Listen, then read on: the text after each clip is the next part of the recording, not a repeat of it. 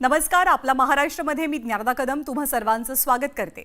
देशाचे पंतप्रधान नरेंद्र मोदी आणि राष्ट्रवादीचे सर्वेसर्वा शरद पवार हे राजकारणातले दोघे धुरंधर आणि बडे नेते एकत्र आले की त्याची राजकीय वर्तुळात नेहमीच चर्चा होते।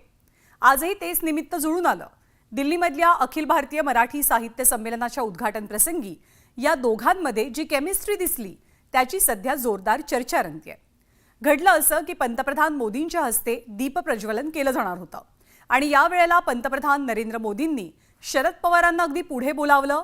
त्यांचा हात धरून त्यांनी दीप प्रज्वलन केलं। त्यानंतर दोनही नेते व्यासपीठावरती अगदी शेजारी शेजारी बसलेले, कारण व्यवस्थाच तशी होती। या वेळेला दोघांमध्ये चर्चाही झाल्याचं चित्र दिसलं। तर शरद पवार यांचं भाषण संपल्यानंतर ते पुन्हा आपल्या जागी बसण्यासाठी परतले, तेव्हा काय घडलं हेही आपण दृश्यांमधनं पाहतोय।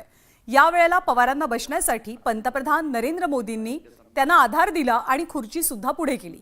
त्यानंतर टेबलावरच्या बाटलीतलं पाणी ग्लासामध्ये ओतलं आणि शरद पवारांना पाणी पिण्यासाठी त्यांच्या समोर ग्लासही धरला। या कृतीमुळे राजकीय वर्तुळात वेगवेगळ्या चर्चाही रंगू लागल्यात।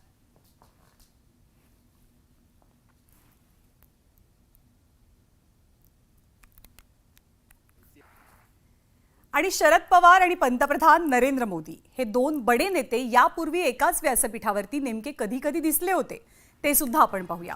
2016 सालची भेट, आंतरराष्ट्रीय ऊस परिषद पुणे याच्या व्यासपीठावरती मोदी आणि पवार एकत्र आलेले। 1 ऑगस्ट 2024 चा कार्यक्रम लोकमान्य टिळक राष्ट्रीय पुरस्कारांचा पुण्यामध्ये पुन्हा एकदा दोघांची भेट झालेली। तर 18 डिसेंबर 2024 शेतकऱ्यांच्या प्रश्नांसंदर्भात संसद कार्यालयात हे दोघे जण भेटलेले। आणि आज म्हणजे 21 फेब्रुवारी 2025 अखिल भारतीय मराठी साहित्य संमेलनाच्या उद्घाटन प्रसंगी हे दोनही नेते एकत्र आले होते।